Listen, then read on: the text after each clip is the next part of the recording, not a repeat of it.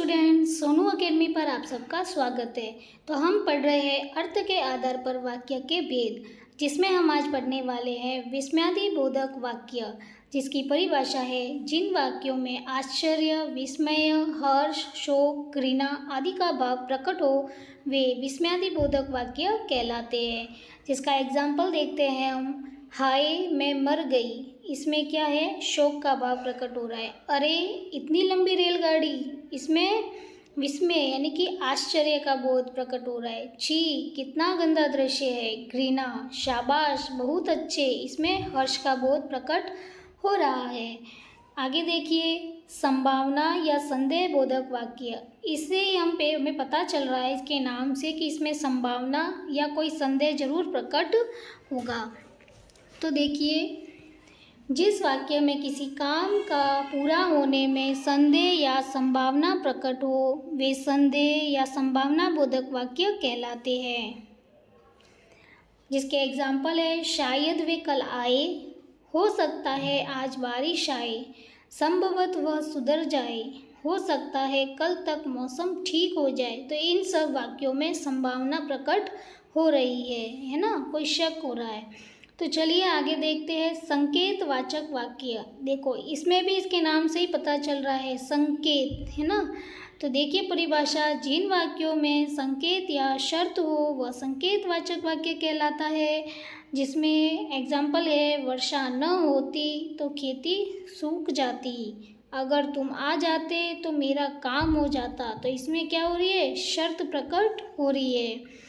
तो चलिए, ये हमारे अर्थ के आधार पर भी वाक्य के भेद पूरे हो चुके हैं। अगली क्लास में हम देखेंगे क्रिया के आधार पर वाक्य के भेद। इससे पहले हमें कुछ जान लेते हैं। जैसे मैंने बताया था आपको कि हमें मिश्र वाक्य और संयुक्त वाक्य दोनों के अंदर इसलिए शब्द का प्रयोग मिलेगा।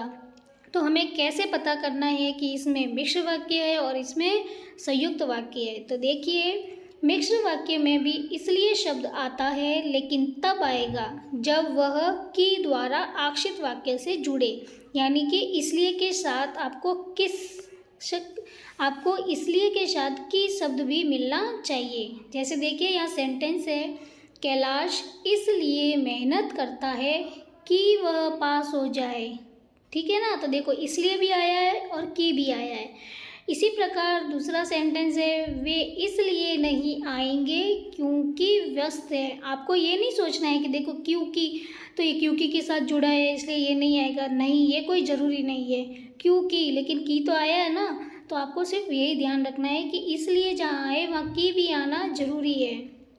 तो देखिए, एक मैं नोट देख रही हूँ कि जब वाक्य में इसलिए और की दोनों लिखे दिखे तो वहाँ होगा हमारा मिश्र वाक्य। लेकिन जब वाक्य में सिर्फ इसलिए शब्द से दो वाक्य जुड़े तो वह होगा संयुक्त वाक्य।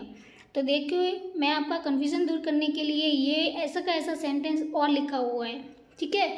तो मैंने एक और सेंटेंस इसलिए लिखा है क्योंकि आपका सारा जो कन्फ्यूज़न है ये यहीं दूर हो जाए और आगे आप एग्ज़ाम में गलती ना करो।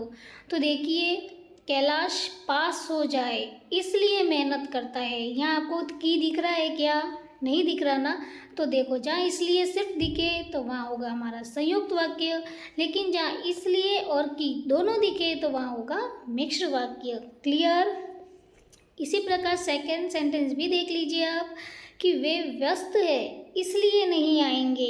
आपको यहाँ की दिख रहा है क्या, नहीं। और यहाँ देखिए ऐसा का ऐसा सेंटेंस, वे इसलिए नहीं आएंगे क्योंकि वे व्यस्त है।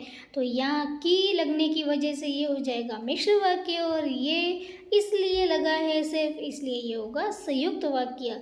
इसी प्रकार हिंदी में छोटी छोटी गलतियाँ होती रहती है, लेकिन हम समझते नहीं। हमें सिर्फ ये लगता है कि हिंदी सब्जेक्ट एक बहुत इजी सब्जेक्ट है, लेकिन ऐसा नहीं होता। इसमें बारीकियों को ध्यान में रखा जाना बहुत ज़रूरी है। तो ये सारे कन्फ्यूज़न मैं आपके दूर इसी प्रकार हर वीडियो में करती रहूँगी। जहाँ आपको एग्ज़ाम में आपके मार्क्स कटते हैं, आपको दिक्कत होती है, वो सारी हटने वाली है। तो प्लीज़ इस चैनल को लाइक, शेयर और सब्सक्राइब कर दीजिए। Thank you.